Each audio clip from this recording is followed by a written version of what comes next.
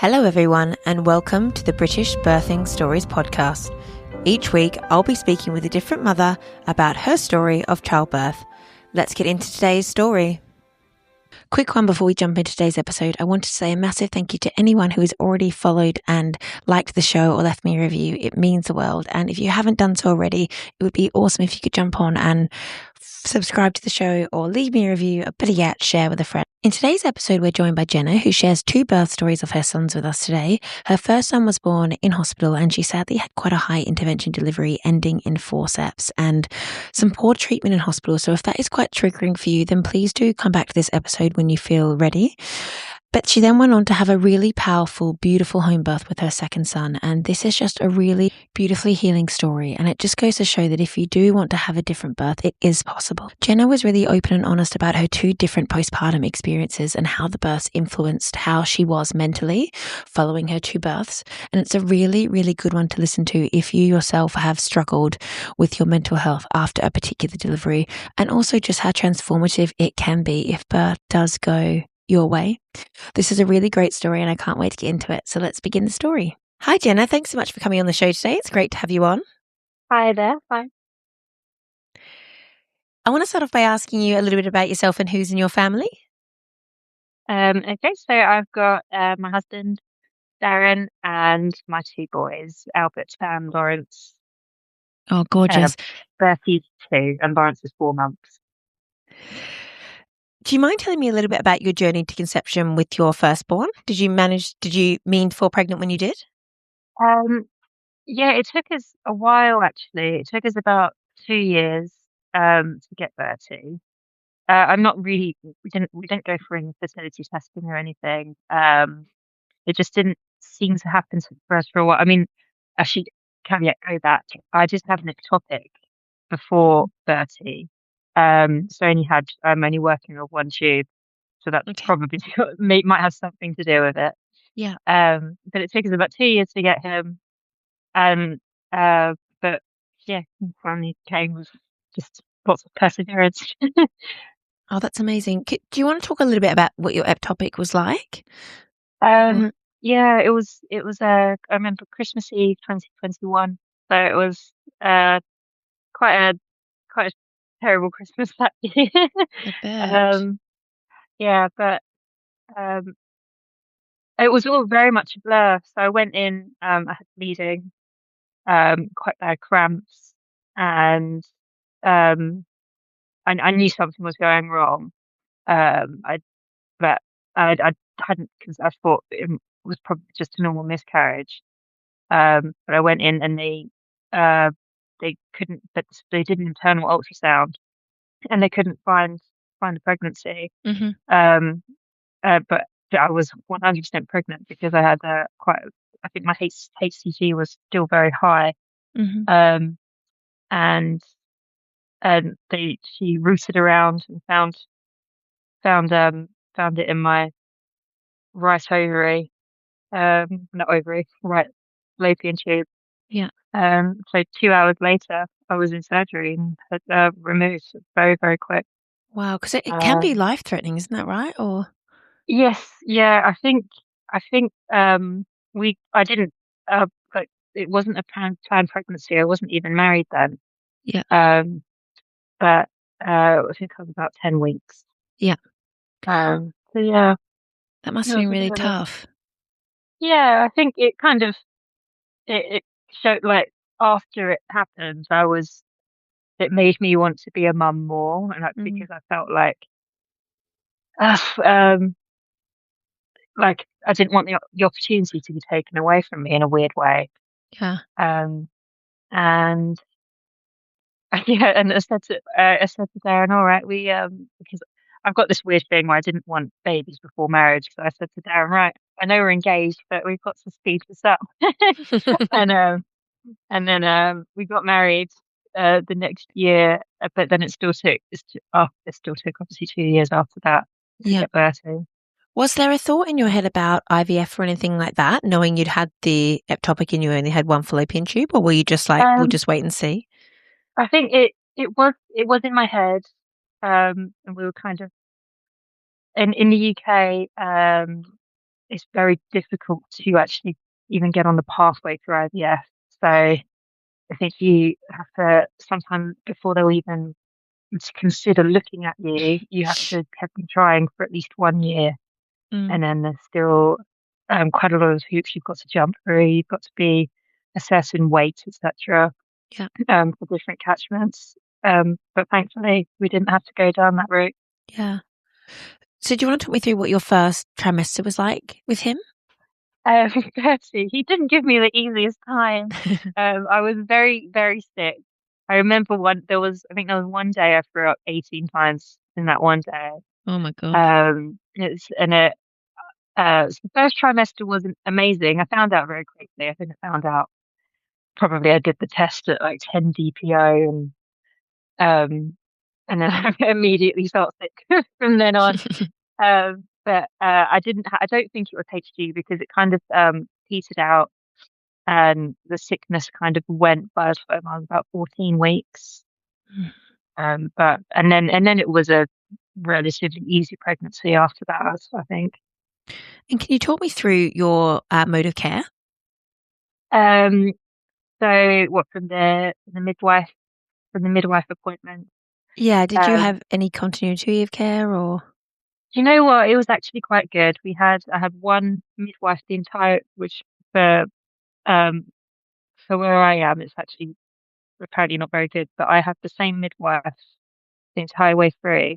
Mm. Um, and she, after my birth, she was the one that came to check on me as well. So that was actually really good. It was nice having the same midwife every appointment I went to. Yeah, I bet. And so, what were your plans for the birth? Did you have any ideas in mind of how you wanted it to go? Yes, I wanted a birth center. So it's like the kind of go between the home birth and a hospital. Um, but unfortunately, that didn't happen. Do you want to talk Um, us through then your first signs of labour with him? yes, my waters broke. Just, just went spontaneously, and uh, and it wasn't very. It was 37 plus 4, so it was a little bit earlier, which surprised me at 3 a.m. Hmm. And but I didn't get contractions for a long time. I think I was about 14 hours in before I even got my first contraction. Um, and then it all kind of went badly from there, to be honest. I called, went in, I think I went into the hospital when I was at about 20 hours after my water broke. Um, and they said, um, no, you're not contracting enough. Go home. And I think I was only 1 or 2 centimeters. Um, so I went, do you want me to carry on or do you want to ask more questions? I No, no, don't know. no. Please do Yeah. keep going. And then I went home and that's finally like contractions started to really ramp up, which was um good, I suppose, in a way, because I was like, come on, I want to get this over with now. Um, and I was kind of, yeah, just kind of on my exercise ball. And I remember, I remember thinking something wasn't quite right because it was, it was just my contractions were about 2 minutes apart and they were really, really strong. So I went back in.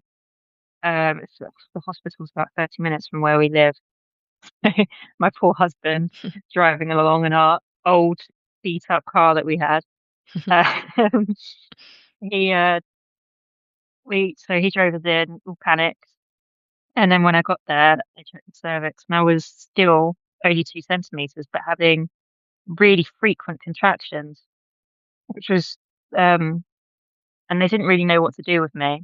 So uh they just put me in the antenatal ward and left me there for I think uh, maybe 15 hours. I think they checked on me about maybe 2 or 3 times in that time. Yeah. Um, and they finally came and checked my cervix, and I was only 3 centimeters. So by this point, I, I wasn't actually sure how many hours. I think I totaled it up on all the hours. I think it was 42 hours, and during that time, I hadn't slept either. But when they finally when they finally came back and said, "Oh, there's a room in the delivery suite for you now," I was still getting these really really frequent contractions. They didn't let up, but no one checked me. No one put me on a monitor, which I thought was really surprising considering how long. Because I thought, you know, it could be in distress now. It's been this long. Mm. Um, but finally, they got me upstairs and made me walk upstairs. I was in a huge amount of pain, and and she kind of laid me on my back and put my legs in the air.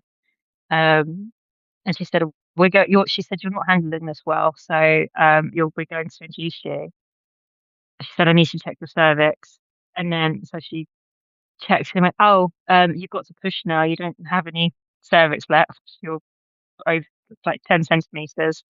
And I said, I don't even feel an urge to push. I felt, I didn't feel anything. It was very strange. I was really, by that point, I was really scared. The midwife, she didn't introduce herself to me. I got kind of just nothing. It was really bright lights. Um, and just, really horrendous. Like I said, okay, fine, just give me 5 minutes and I'll start. And I tried to get up on a, like, upright because that's how I felt comfortable. And she like basically pulled me back down onto my back. Um, and that happened about 3 times where she just, every time I tried to get up, she would just pull me back down and tell me to push like that. And, yeah, it was just awful. So Mm. I pushed for maybe, I think, an hour. Nothing was happening. I was really scared. I think my body just went into a complete freeze mode. And it was I couldn't give my baby to her. It just felt awful. Like birth my baby into her arms. I just did not feel safe at all. Mm. Um and but event during that time, actually handover was about to happen. So she said, "I've got to go now. But you're doing that shift." Um, and thankfully, a very nice midwife came in. Um, and she listened to me, and then she said, "Look, um, I think we need to do an instrumental delivery." Because my baby he was very, very low down. I know that. So I think it might have been too late for a C-section, but I'm not medical, so I'm Mhm. not sure. But so they um very quickly wheeled me around, and he would deliver my forceps about 10 minutes after that. Um, but and the surgical team, actually, I can't fault them, and the midwife that came in to take over was lovely. She instantly calmed me down. I think maybe a takeaway is just, if you have someone there that will actually give you some empathy and listen to you, it can make all the difference. Yeah. Did they, Yeah. when they performed the was it forceps you said you had? Yeah, yeah, of course. Forceps. Did you have a spinal block and all that kind of stuff?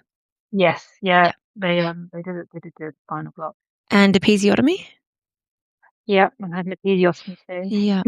How, so start to finish, how long was your labor in total? From my waters breaking, that was Yeah. 42 hours.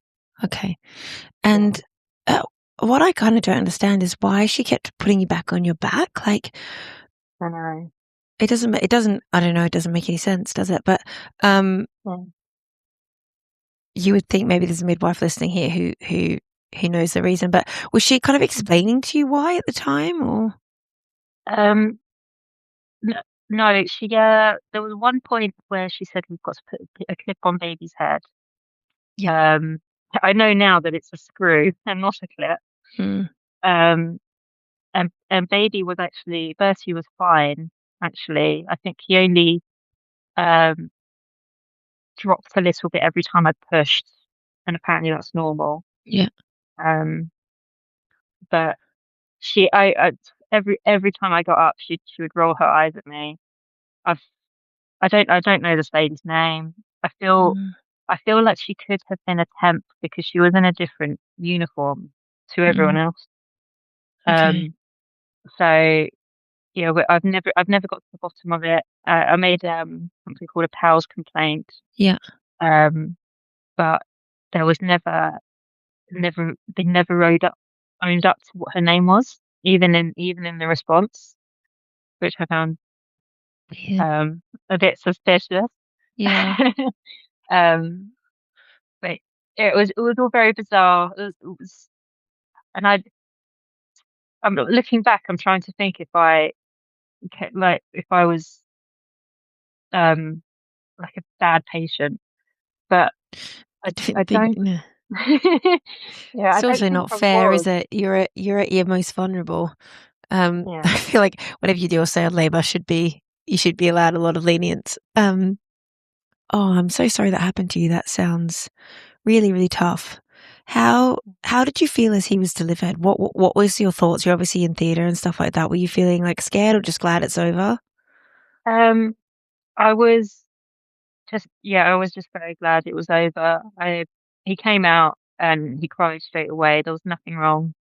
Um, I was just I devastated that I didn't get that picture in my head of how I wanted my birth to go. Mm, So I didn't get, the nice water birth, the dim lights, and you know, like being able to, be the first person to hold him. mm, So that kind of, but then again, he came safe, so I was, I think, mainly just happy that he was safe, and then had this huge adrenaline rush from everything, and obviously this epidural that I also didn't want. Um, oh, that was the other thing. I was denied gas and air the entire time. Midwife, she just said no, you can't have gas and air. I remember when I went up to the delivery suite. Sorry, yeah. but yeah, but then he came and got weighed, and they gave him to my husband, and then they gave him to me. So did you have Yeah. that golden hour afterwards? Uh, yes, actually, they wheeled me round, and this little old midwife that was ancient, but looked like she really clearly knew what she was doing.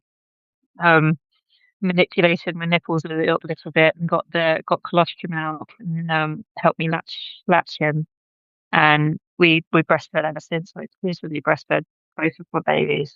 That's amazing. Did you know you're Yeah. having a little boy? Yes, yeah. Oh, And you guys nice. having both of them. Laurie would have been nice if he was a girl, but he was gorgeous when he came, so I was happy. They're gorgeous, whatever, aren't they? Uh, Exactly. and then how was your recovery from obviously, like, you'd laboured for so long and then you've had an episiotomy, like that must have been a tough road. Um, yes. They kept us. They also that was another thing. I think they kept us in the hospital for 5 days as well. Because they said they had a suspected infection for Bertie, but there was nothing wrong with him. Um, and it was all very bizarre the way they kept us in, and they kept asking why are you keeping us in here? Mm, There's nothing wrong with us. And then but then on day 3, when they were going to let us go, Bertie developed jaundice, so then we had to stay in for another 2 days, yeah, then sitting on the baby bed. And I was fine. I handled the episiotomy really well. My cousin, who's a midwife, was incredibly shocked that I was sitting upright from early on uh, with him. Um, but I was okay. I was kind of in a bit of a blur, I think. When was he born? It was November, so it was nearly Christmas time. Um, and I just kind of went through the motions, I think. I think I kind of disassociated a little bit for the first few weeks. yeah. So then, I want to. You've actually got two births to share with us today. So moving on to your second birth, do you want to talk us through that conception journey? Did you mean to fall pregnant when you did? Um, yes and no. We had, I didn't want to wait too long. Um, and I actually did fall pregnant in the May, and then unfortunately that ended up being a chemical pregnancy. Okay. Um, but um, I fell pregnant, conceived on New Year's Eve last year. Oh. Um, so he came in September. So it was not. I didn't want to wait. It was quite a short age gap, but I didn't want to wait too long in case it also took us a while, like Bertie did. What is the But age gap between thankfully, you boys? 21 months. Oh, that, Yeah, yeah, that is close. it is indeed. But they're pretty good. He's never showed any jealousy. He's always been really good. Oh, you lucky thing. Yeah. So, Jenna, can you tell us a little bit about what you were thinking this time round? Obviously, you had such a tricky first birth. What were you hoping for second time? Um, I, I, I did not want to step foot in the hospital. Um, and thankfully, I was very clear with the midwife from 8 weeks on, look, I want a home birth. And they were relatively supportive. They did keep trying to reiterate, oh, you might not get it due to staffing issues, but I said, okay, we'll cross that bridge when we come to it. But I want to work on the premise that I'll have the home birth. Um, so they kind of were like, okay, we'll go along with you. And I was completely low risk. I had no issues at all. Um, pregnancy wise, I didn't have any sickness. I had no symptoms. It was the only indication that I was pregnant was that I was becoming huge. Um, and yeah, so it was good. They did a home birth assessment and said, "You're good, you're clear to go," basically, in 36 weeks. Can you talk through what a home birth assessment is? Because I don't know much about them, and I'm assuming lots of people wouldn't know what that is. So they essentially just come to your house, make sure that there's things that they look for that they don't necessarily tell you they're looking for, but for example, make sure there's ample parking that they know because for our house, for example, we've got an electric gate um and a driveway that's it's not you can't necessarily see our house from the driveway. So they had to make sure that everyone knew where to go and there was like what three words, etc. Mhm. For thankfully they did because our poor midwives got lost. um but um my sorry, what was I saying?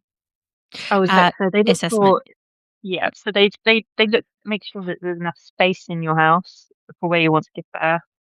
That they want to look at where they'll be able to do their paperwork, where they'll be able to set up resus, um, where they'll be able to set up um, things for when baby's first born, where you'll birth your placenta and all of that kind of stuff. Yeah. I think they basically just want to check that your house it doesn't have to be a spick and span, but make sure that your environment is clean Hmm. and large enough that it can, for example, like we wanted the birth pool, which became too quick, so I didn't get to go in my birth pool, but that's enough. We'll get to that. Spoiler. Um, yeah, but what else do they look for? I think it's basic. They're not. I don't think they don't come to catch you out. I think they just want to basically make sure, and also they need to ensure that you have childcare facilities, and if you do have any pets, that pets are shut away. Um, obviously What? when it comes to birth. So, what prep were you doing this time in terms of? Did you do any like hypnobirthing course or antenatal courses? I didn't do a course. I did lots of hypnobirthing on my own, just through podcasts and YouTube and Yeah. things. I had I was kind of just really trying to manifest a positive birth this time, and I think it worked this time. I just knew I knew what I didn't want, and I also knew um, but I also told myself, look, if I don't feel safe at home, that I won't be stubborn and I will go in. Yeah. I think it was just making sure that my plan, I didn't want a really solid birth plan where I wouldn't deviate from it because that's dangerous too. Hmm. Think if I think I knew that the medical professionals signed me off for a home birth. I knew it was safe. Um, funnily enough, my sister also wanted a home birth, but she had said to me, "Look, you'll feel it in your gut if you feel like something's not going to go right." And and then Heather, she said, I when it came to her birth, she didn't feel safe, and she actually when she luckily she did because she hemorrhaged when she had her baby. Oh, wow. But so she kind of said, and I took that on board. Um, and yeah, I just I just try to keep all of it in my mind, not be stubborn, but try and feel empowered in myself.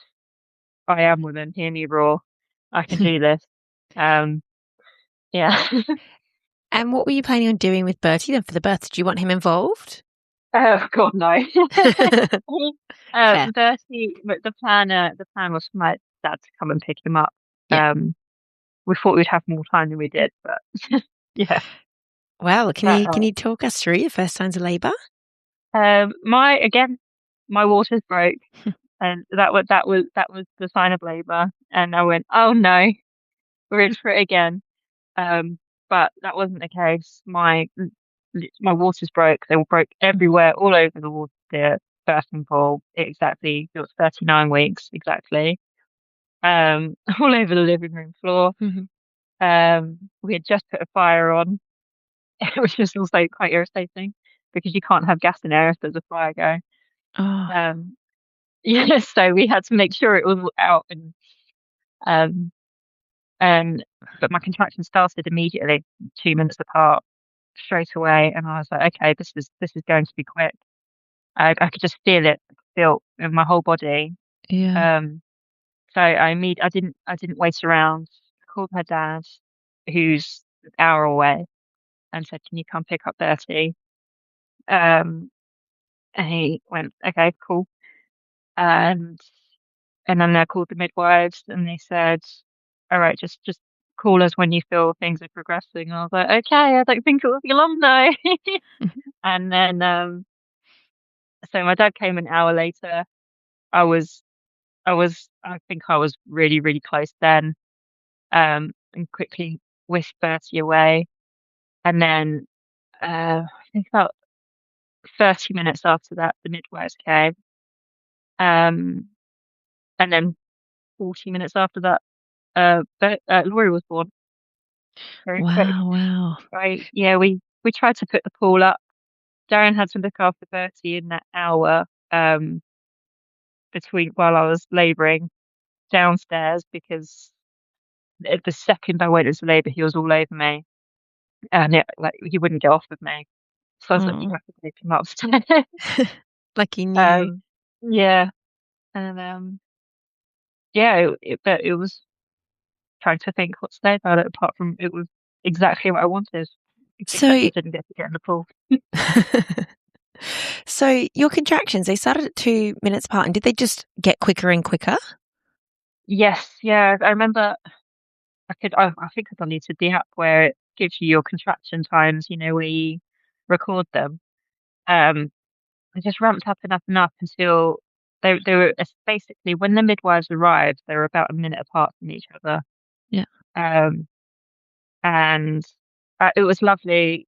When she came in, I remember her name was Mandy. She just looked at me, and the living room was all dim, and I had my music going, and she said, "You're doing exactly what you need to be doing. I'm not going to check your cervix. I'm just going to sit here and you know do what you need me to do." And she just rubbed my feet for me while I was like leaning up against the sofa. Um, and she didn't even coach me to push. She just said, just do what your body feels like it needs to do. And then yeah, I pushed him out in 10 minutes without. It was nice that I had no cervical check for that entire Mm. pregnancy, which was lovely. So everything just felt really natural, and yeah. Can you talk us through your moment of transition? And so it sounds like you can deal with pain quite well. Did you did you use gas and air or birth comb or anything like that? I used a bit of gas and air. Yeah. I didn't use it too. I used it actually more when I was birthing my placenta. Mhm.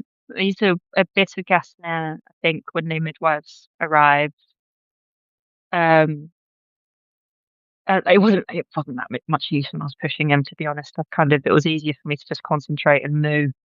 Yeah. Um, um, but that was it. I think that her doing the acupressure thing on my feet actually helped more than the gas and air. She was an amazing midwife, amazing. Did you kind of know when you were going into transition and when you were entering the pushing phase? Yes, because I said I have to poo, stood up and went to my toilet, and they went, no, no, no, no, no, please don't do that. Um, they managed to coax us out, coax me out of my downstairs toilet, and then I got back on the ground and pushed him out that way. So were you on all fours then? Yeah, I was, if you can imagine it, it's so I had my arms up on the sofa, so I was kind of like Kneeling? diagonal almost. Yeah, kneeling. Yeah, up against the sofa. And Yeah. what would you say that moment of crowning is like? It's I, I cannot. That pain is insane. All I thought was, okay, I've got to get this. I've got to get it over and done with. 'Cause I had no choice. I was at Mm. home. I thought if you don't push him out, he'll die.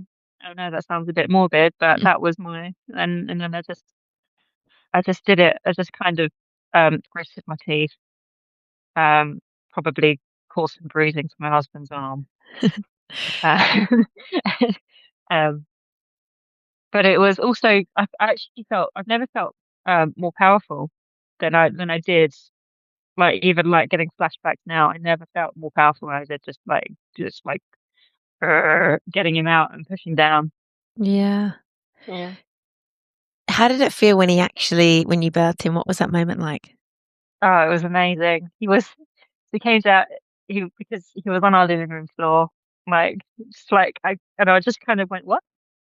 And he was massive as well. He was 8 pounds 8 ounces, and he came with his Oh, wow. arm on in front of his face. So came out like Superman. Yeah. And I just looked down on the floor, and I was instantly like, and he immediately cried. He was so healthy and healthy. Um, and I like tried to like reach down and pick him up, and then and Mandy went, no, no, no, because I didn't realize I went down with my whole body, not just my arm, to pick him up. So she very like quickly, like, um, amazing reactions, scooped him up for me so that I didn't squash him like a mummy panda or something. And she put him in my arms, and yeah. So and then they gave me a couple of minutes to kind of, because my legs were all shaky, to kind Mm. of just kneel there with my brand new massive baby. And then help me on after they threw towels all over the sofa.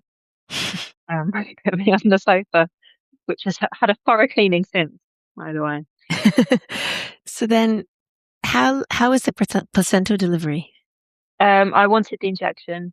Yeah. Um, so, I know some women don't, but I was like, I just wants to get it out of me, and I think it took about 4 minutes. And it was huge. It was, and it was, yeah, that I found that more painful, I think, than giving birth. Maybe because all of the adrenaline's kind of Gone. got like leaving your body after you've um given birth. And so I was really puffing away on the gas in her then. And he said, "Do you want to keep it?" And I said, "Hell no, I do not want to keep it." Some women do. I did not. I suppose the other thing is as well, when you're pushing for a baby, you're pushing for a baby. When you're pushing for a placenta, it's no good for you now. Like, Yeah, exactly. I was like, I remember saying that is disgusting because I didn't see it with my first Mm. with Bertie. So I looked at it and went, ugh, that's horrible. I'm like, it was so immature. Like that's the organ that's kept my baby alive for, Mm. you know, second trimester. But no. And how did you go feeding? Um, it was again really simple. Really, I'm quite lucky. I've never struggled with breastfeeding at all. He kind of, I think it might have taken about 10 minutes for him to latch. And my milk came in really, really quickly as well. I remember it came in, I think maybe day two. Um, Oh, quick. yeah, I know. Really, like he was getting the good stuff really quick, really early on. So he never. I'm really proud of this. He never once dropped any weight at all. Um, even in that first week, he just gained and gained and gained. I think it was it was something like 36 grams a day or something he gained in that Wow. first week. Yeah. I feel like big babies, they're such efficient feeders as well, aren't they? Yeah, he just seemed to know what he was doing from the get go. Mm. So, How were you recovery wise? Did you have any stitches needing to be done or any tearing or anything? no, I think there was a bit of a graze um because he came out of his arm in front of his face. Um which was a little bit he literally scratched me on the way out. Lovely. Ouch. Yeah, no, but there was no actual tearing. She said we can put one stitch in if you want, but it will probably heal better if you just let it heal on its own. So I said, yeah, we'll just let it do its thing and heal on its own. God, that's so lucky, isn't it, as well? Yeah, yeah, it was literally the most perfect birth. He came to the song Into My Arms by Nick Cave, and Oh, it felt very surreal that he came to that song. Um, because I had all my birth music going like through the sound bar and everything. And it was really nice. and then it's such a contrast as well to your previous birth. You must have just been feeling so pleased that you'd done that. 100%. I was so proud of myself. I was literally on cloud nine. That I actually did it because I was so worried that, you know, like I was thinking, oh, maybe it's me. Maybe I just can't do birth right, you know, from the first. So it was so nice that I actually, no, I can do this. Yeah. Um, and it can be like this. And I said to my midwives, they went into my dining room afterwards to deal with their paperwork. Um, and I was just like, you've literally healed some of my birth trauma just by you being you, you know, Mm. and helping me give birth the way I like envisioned the first time. So it was just really, really lovely.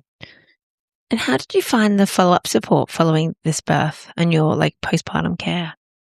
Um, yeah, it was I think it was pretty standard to be honest. We had the midwife comes the next day and I think she comes about five just to check on you and then I think she comes about 5 days after that. Um and you have health visitors that come, which I've I can take or leave health visitors to be honest, but they have to come and you just kind of you just go through the motions. They make sure that everything's fine with baby. They do their heel prick test. Um, yeah, I found it all pretty standard. I didn't need to do any kind of debrief or anything because obviously it was a perfect birth. Yeah. um, but well, that's saying that actually um my first birth and the midwife that came afterwards, she actually did do a debrief with me after Bertie, and she said, um, for me, it sounds like you've like, and she was very, very kind and really empathetic. And she said, it sounds like you've suffered through obstetric violence, and a Mm. catastrophic failure of the NHS. And at that time, I did completely agree with her. But they redeemed themselves with science. And so great that you were able to get a home birth as well through the NHS because I know that's not always that easy to do. Yeah, in some places, I know that it's actually been put. um on a hiatus because Yeah. they say that there's not enough staff. And how are you feeling day 4 with your emotions?